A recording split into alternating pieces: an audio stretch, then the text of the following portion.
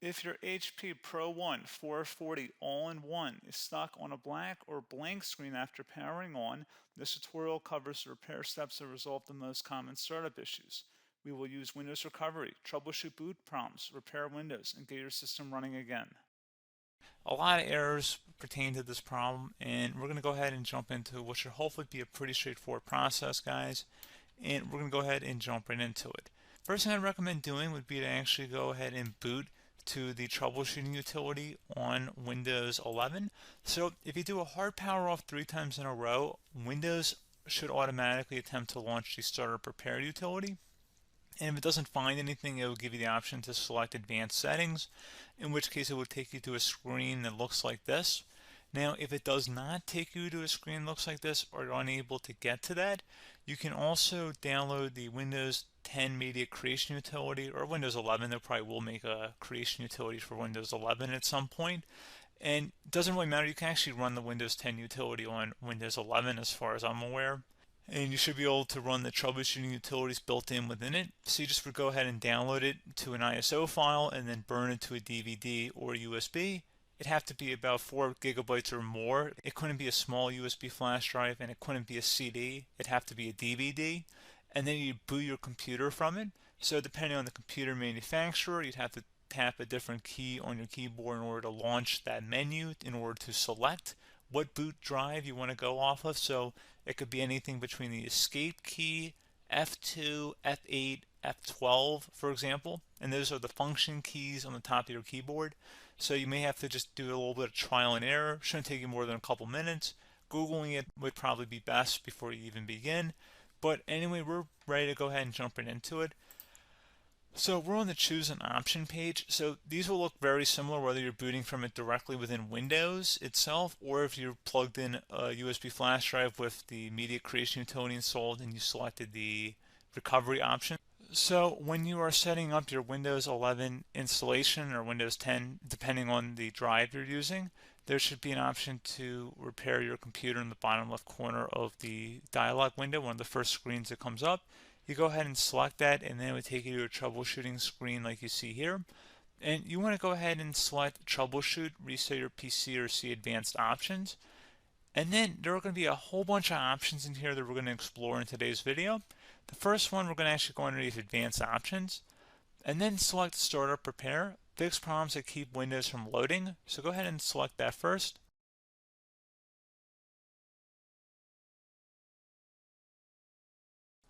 Okay, so you can see it could not repair our PC. That was our first option we could try. Something else, if we go back into advanced options here and then select troubleshoot, we're going to go underneath advanced options again. You can go ahead and actually access safe mode by selecting startup settings. And then if you select the restart button, you have the option on the screen select safe mode with networking, which will give you a key on the screen. It'll tell you which key to press to enter that. I believe it's the F7 key. It'll do that for you. I'm not going to go over that in today's tutorial because I don't really want to go into safe mode, but you're more than welcome to attempt that by going into here and then selecting restart. Again, it'll launch another screen. It'll say what key do you want to press, and it'll give you like 7 or 8 different options, and you want to select safe mode with networking. There's also an option for a command prompt too, but that's going to be something we're going to cover later in this video, and we don't even have to go through that in order to access it. So that's why I'm not going to really push for that, because unless you know exactly what's causing the problem, you probably don't need to go into safe mode. Unless you're trying to recover files, in which case then you definitely can go into safe mode, but we're trying to actually recover our computer here. So I hope that makes sense. Something else we can also try here as well would be to uninstall updates, remove recently installed quality or feature updates from Windows. So if you go ahead and select that, you can uninstall the latest quality updates, which generally is the more day-to-day updates. Feature updates are the less regularly released ones, like the big ones. I would equate it to service packs in like Windows 7 and Windows Vista and Windows XP. So larger updates that occur once or twice a year at most. And the quality updates are more just a regular update. So probably obviously depend, it'll take longer if you're going to try and uninstall the latest feature update versus quality update. And maybe you don't need to go back that far. So just giving you guys a couple pointers with that. Something else you can also look at here, and we're going to jump into the command prompt in a little bit, But you can select System Restore, which will use a restore point recorded on your PC to restore Windows. And this is something I would highly recommend here, guys. So select Next. Assuming you have a restore point saved on your computer, you go ahead and select the most recently created one, and you'll select Next, and then you'll select the drive. You shouldn't actually have to select the drive. You can scan for affected programs, but we're going to keep it all default here, and then we're going to select Finish.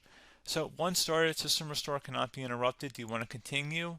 I think we're going to select yes. I don't think we have anything better to do on our computer right now, so just give it a moment here to initialize. It will take a couple minutes to run, obviously depending on how large your hard drive is and how much is saved on the System Restore point. So just give it a couple minutes here.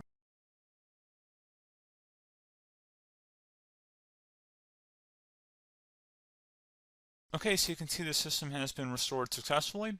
We're going to go over a couple different methods in addition to that if that did not work. So I'm just going to pause the video and we're going to start back on the recovery screen that we started with. Okay, so a couple other things we can try here too. If you go back into troubleshoot, you can select reset your PC, while you choose to keep or remove your personal files and then reinstalls Windows. You can select to keep my files, which will remove apps and settings but keeps your personal files. You can also select remove everything, which will remove all of your personal files, apps, and settings. So this is more of a factory reset, the second option here. First option, it should not delete all of your personal files. However, it will pretty much clear most of your programs, and keep in mind, there's no guarantee that your information, number one, is even still available and easily recoverable on your computer to the point that you actually would be able to recover anything. And the second point is that there's always a chance that it won't actually recover and it will just do a factory reset anyway. So there's no guarantee that actually would keep your files anyway. So I would recommend trying to get a recovery tool and backing that up first before selecting it anyway. But again, those are a couple of different options. And then something else you can try here, if you go back to the choose an option. Another option, if you go underneath choose an option and select troubleshoot, advanced options, and now select where it says command prompt. Okay, so the first thing we should do is type our main hard drive here. In most cases, it should be the C drive. So you just do a C colon and then hit enter on your keyboard. So once you're underneath the C drive, we're going to type in dir and then hit enter on your keyboard. It should have program files, users, and Windows all in there. That's how you know you're in the right directory.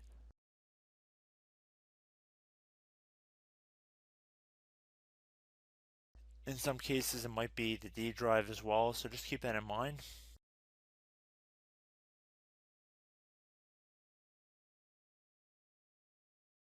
Next thing we're going to do is type in cd space / Windows / system 32 / config, and then you're going to hit enter on your keyboard.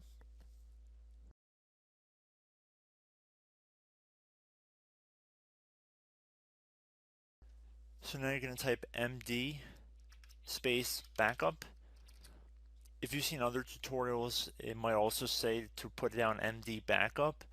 That's because the backup name is pretty common when you want to back something up. So you can name this whatever you want, doesn't have to be backup. So if you've already made a backup folder in the past, you could do backup 1, for example. So once you're done setting the name you want the backup to be called, hit enter on your keyboard again.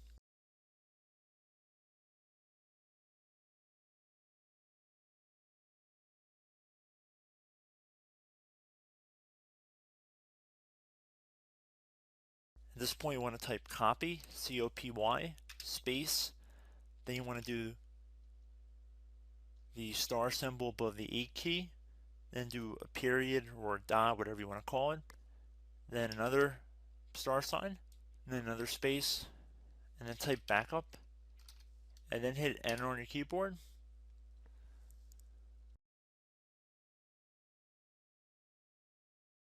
Now you want to type cd reg back, REGBACK, and then hit enter on your keyboard. So now that we are under the reg back, so now you want to type dir again, and then hit enter.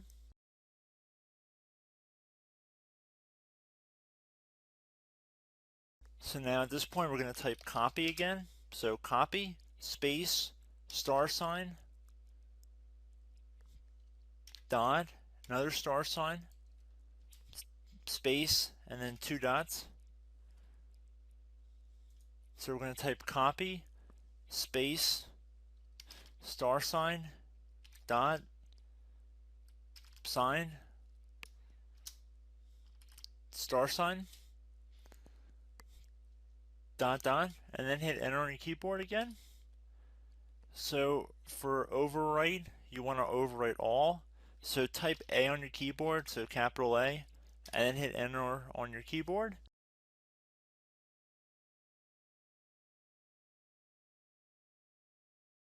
So at this point you should be good to go. You can close out of the command prompt window, and if you accidentally continue to Windows 10 you should be all set. So I hope one of these 3 or 4 different methods we went through in this tutorial helped you guys out.